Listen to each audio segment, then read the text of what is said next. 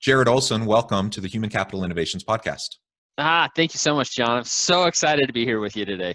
I am excited and thrilled to have the opportunity to talk with you, Jared. We've been preparing for this recording session for a long time. Far too long. Because of COVID, it's thrown a wrench in things in terms of scheduling, in terms of making sure we had the right equipment. And so I'm thrilled to have the opportunity to have a chat with you today. For listeners who don't know Jared, I'll share his bio in just a moment, but Jared is super active in the HR thought leadership space in Utah, particularly in Silicon Slopes, for any of you who might be familiar with that area. And I'm sure he can tell us a little bit more about that as well.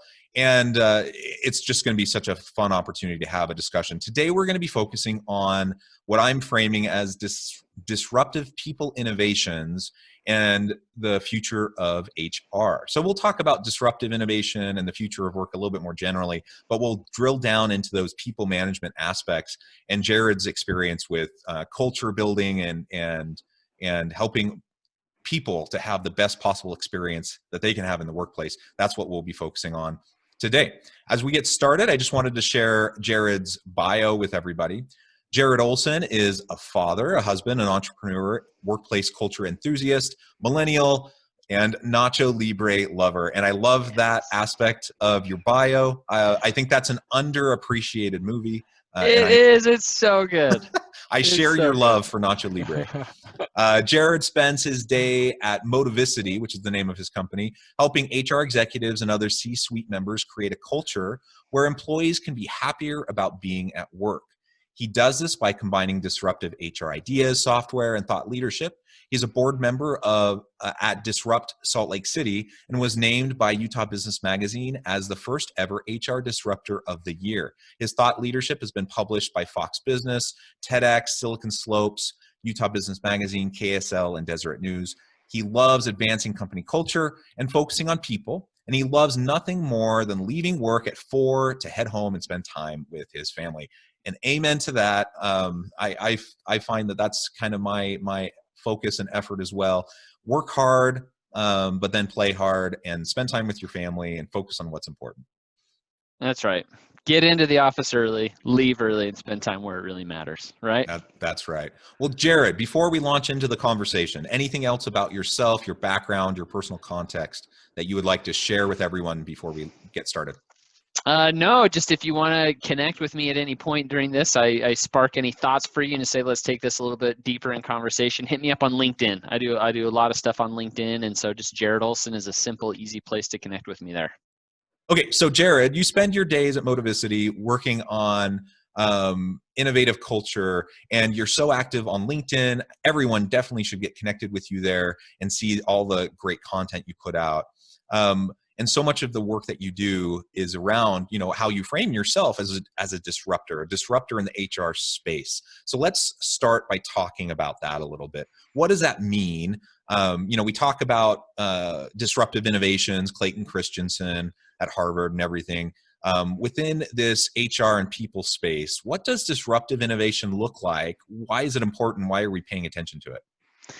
Yeah, I think that the reason we need to change the way that we historically have done human resources is because people historically have hated the way people do HR, right? HR is the policy police. They're the do's and the don'ts, and they're all about regulations and guidance. And a lot of the time, business leaders and individuals just don't jive with that, right? Heads clash because HR comes in and says you can and can't do that. And that's not how we are as humans. We as humans are unique and we're individualized and we're different, and we need to celebrate those good things that make us individual. I recently read Marcus Buckingham's book, 9 Lies About Work. And one of the lies that he talks about is just how it's okay for us to be spiky. And when he talks about spiky, he talks about how individuals have their nuances and their differences.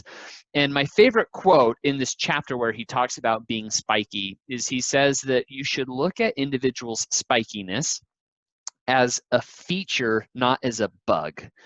And I think so often that when you go to HR and you say, hey, HR, if you're a manager, I need to terminate an employee, or I need to performance manage someone, they're going to say, okay, tell me about the bug.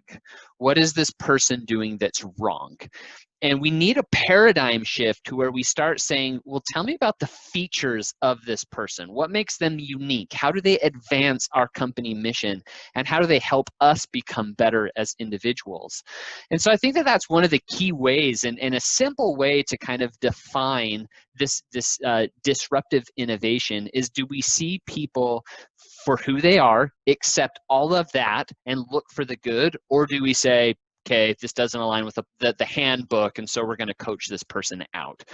Is that like an okay summary of Yeah, no, I think that's great. And I actually really appreciate the way you framed that, because, honestly, the first thing I thought you might say was talking about HR analytics, HR information systems, the technology pieces of the disruptive people space. And certainly there's tons of that. And so we can go into that as well.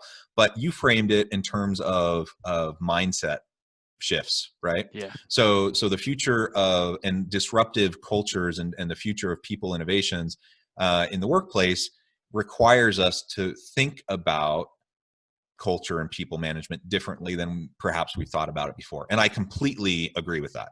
I think there's so much unhealthy baggage that, for whatever reason, we could debate the origins and why it was perpetuated, but for whatever reason, Right. it's there. And when I teach HR at the university, when I meet with new students, and they're brand new in their very first HR class ever, their first thought about what HR is Toby from The Office, always. Totally. Always. Right? And he's such an unfortunate poster child for HR, right? Because it's kind of this caricature of like all the worst aspects of what HR might be, as lovely of a person as Toby, the character might have been.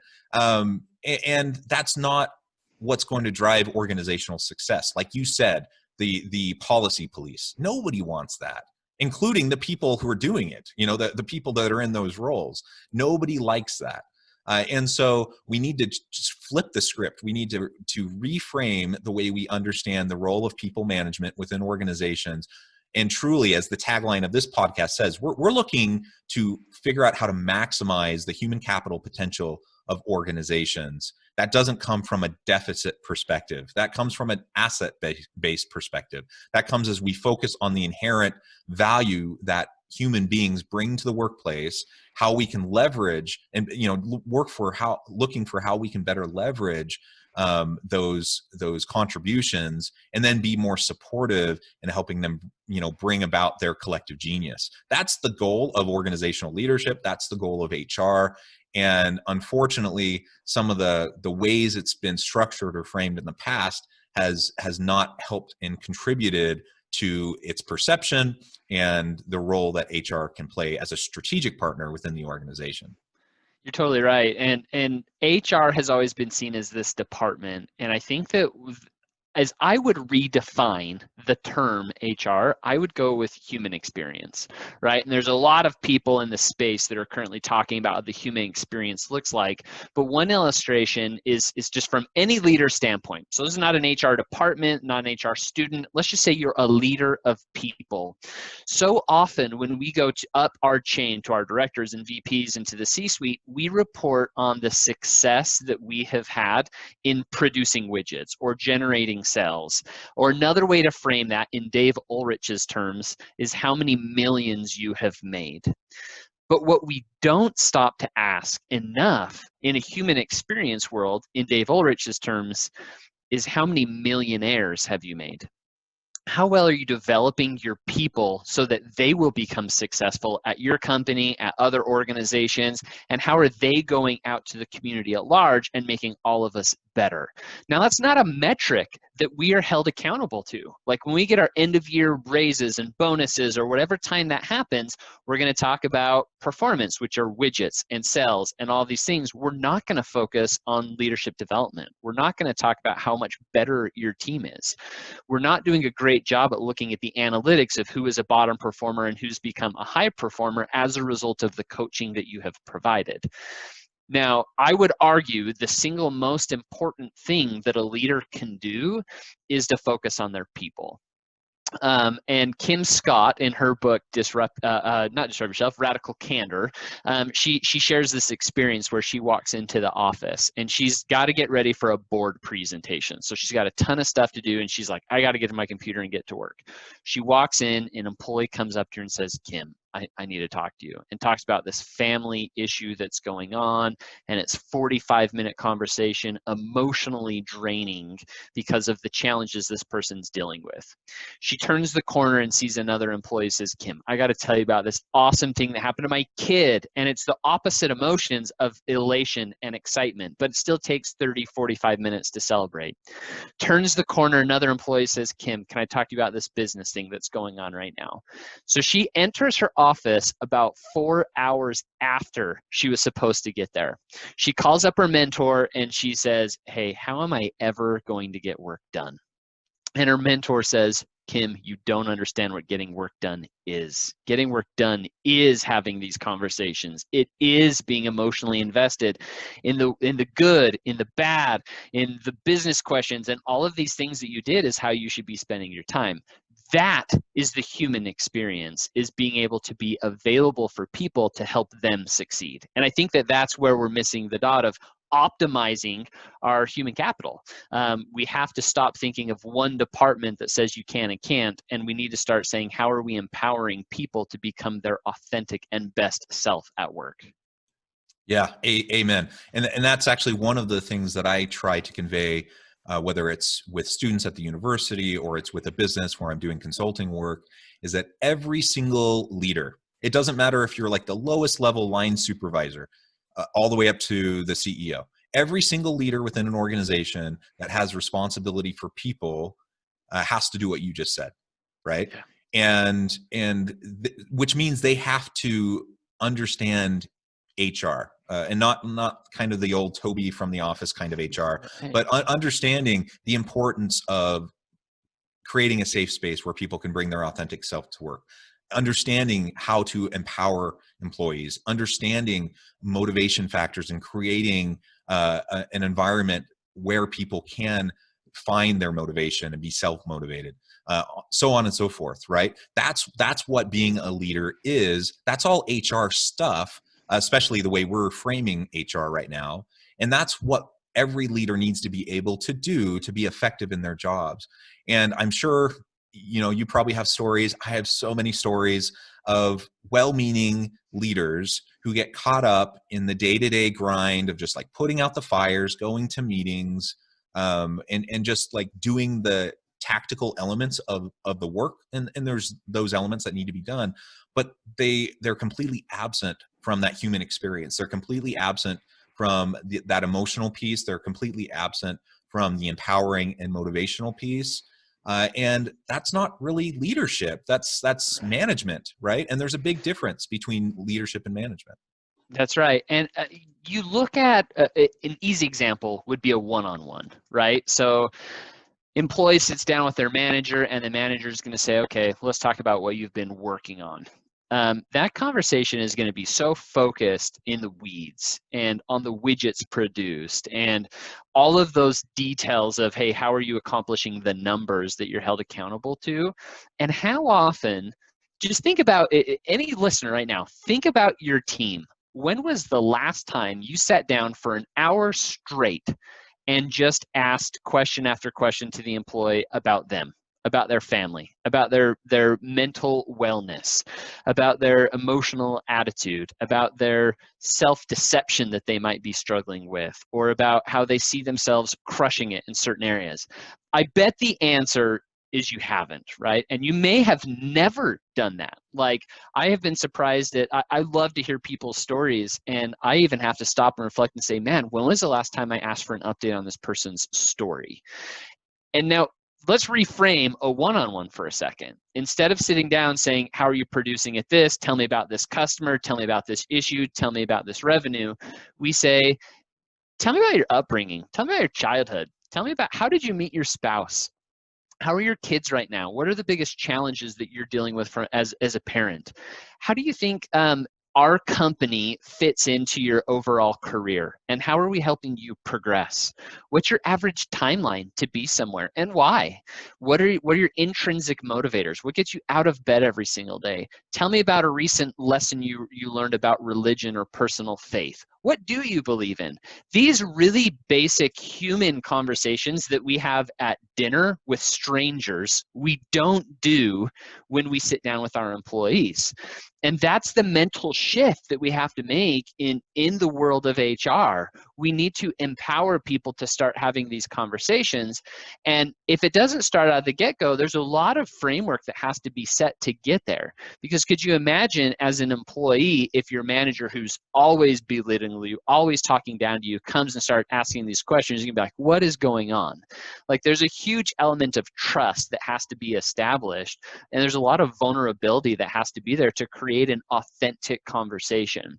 And it goes both ways. Just because you as a leader might be excited after this conversation today to go have this conversation doesn't mean that your employees are going to want to start sharing. You're going to have to do a lot of build up to get them comfortable to a place where they'd be able to do that. But I think that's just one illustration of leadership is that one-on-one is a key paradigm shift of how are you entering that conversation to help and care about someone. Yeah, yeah. And it's the ability to focus on the one, on the individual in the moment that they need your attention. So we talk about issues around mindfulness, for example. I think that's something that's important for everyone to think about. In what ways do you practice mindfulness? For leaders, it's really important because you got so much stuff going on in your head. You have all these things you're trying to navigate. You're trying, if I have a team of all these different people, all with their own lives going on, all the different complexities, plus layered on top of that, I have all of the different KPIs that I'm responsible for that I have to report on, and I have to think about this, that, and the other. And on top of that, now I have to worry about like how to keep the doors open with COVID and whatever. Like it becomes overwhelming. It could be so difficult, and it's really easy, even when you have the best of intentions, and you schedule the time, you sit down with that person, you're going to just have some personal one-on-one time to have this human conversation, to just have all that stuff going on in the back of your head throughout the entire conversation. And then you're not actually authentically connecting. And then, you don't build the trust that will allow you to continue to develop that relationship that will help in creating an atmosphere of commitment rather than compliance. When I think about the really healthy organizational cultures, it's where everyone is genuinely excited to show up to work, to contribute to the shared purpose, and they feel commitment to it. Like they're willing to put up with setbacks, they're willing to put up with frustrations, they're willing to put up with a pandemic, they're willing to put up with a lot of stuff because they know everyone has each other's back, they know everyone's committed to the purpose, and they're all working towards that end. That's a very, very different type of a culture than one where everyone kind of shows up begrudgingly because they don't really have any better options. They're just complying with policies and procedures and rules and trying to kind of get by. And oftentimes they end up doing the bare minimum. So they don't make waves. They don't disrupt the status quo. They'll just do what they need to do, and then they go home. Two very different cultures, two very different individual and organizational performance outcomes. And it all is built upon these authentic relationships, building trust, and developing, which has to be developed over time. That's so true. Can I give one practical tip on how to start? My tip would be the next time that you go to a meeting, start your meeting with a highlight, right? Hey, before we start, I got to tell you something awesome. And what your highlight should be is someone on your team. And so here's what you can do. Either as an employee, go to a peer, or as a leader, go to one of your employees and say, hey, I've got a meeting next week and I want to go in and I want to share a highlight, and my highlight is going to be you because I think you've had a huge impact on the team.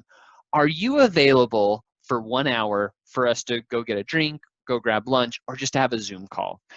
And first of all, that's going to make that employee feel so flattered. Wait, I'm your highlight and you want to hear more about my story? They're obviously going to say yes, and something different is going to happen. Now, the advantage of going to lunch, if you can swing that in a pandemic, is that it's a neutral setting.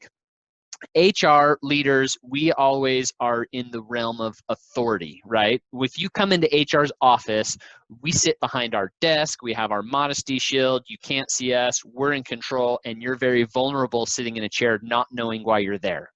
As soon as you go get food, you're in a neutral place, and food is this very human element all of us have to do. Inevitably, when you're standing in line to order, when you're waiting for the food, you're going to talk about family and kids and the soccer games and Christmas gifts or whatever it might be. And during that time, you're going to have some human connection actually result.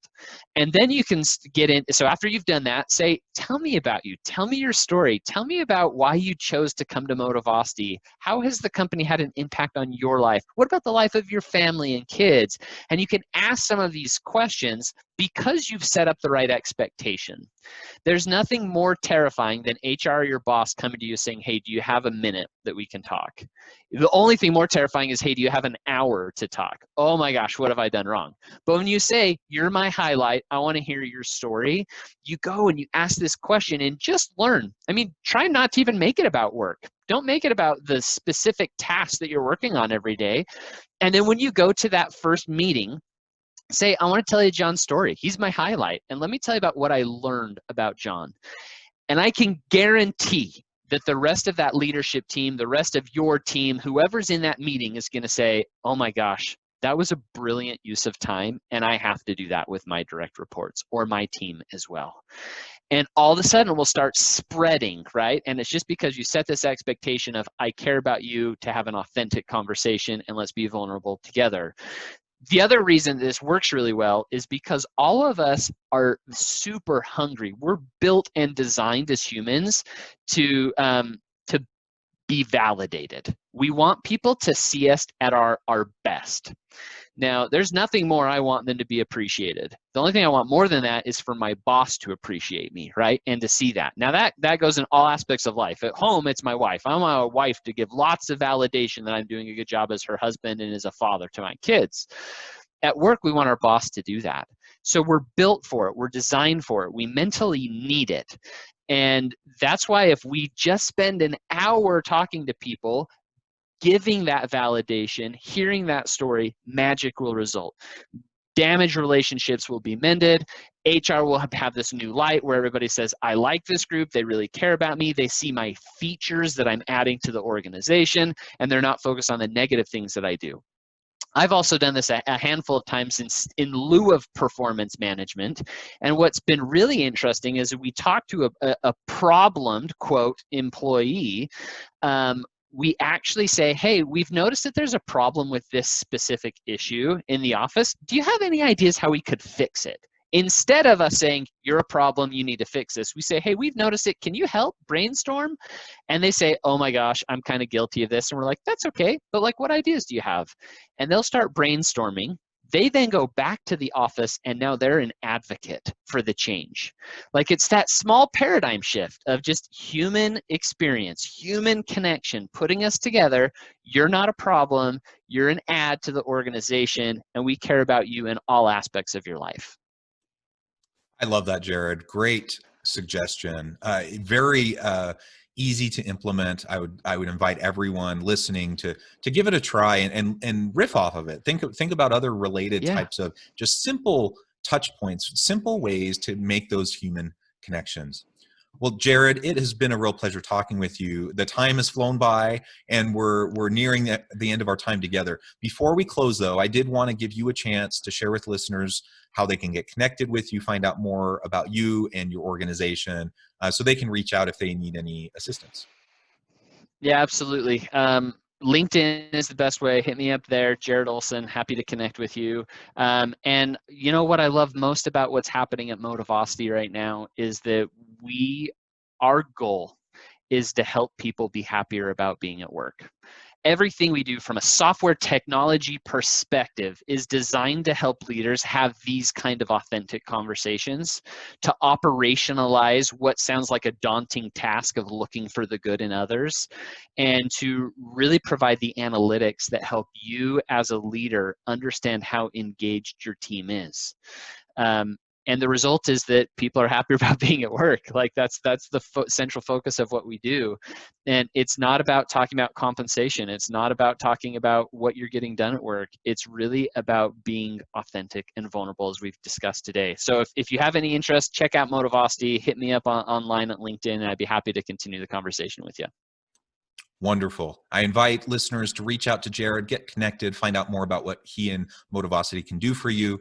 And as always, I hope you all stay healthy and safe, that you can find meaning and purpose at work each and every day. And I hope you all have a great week.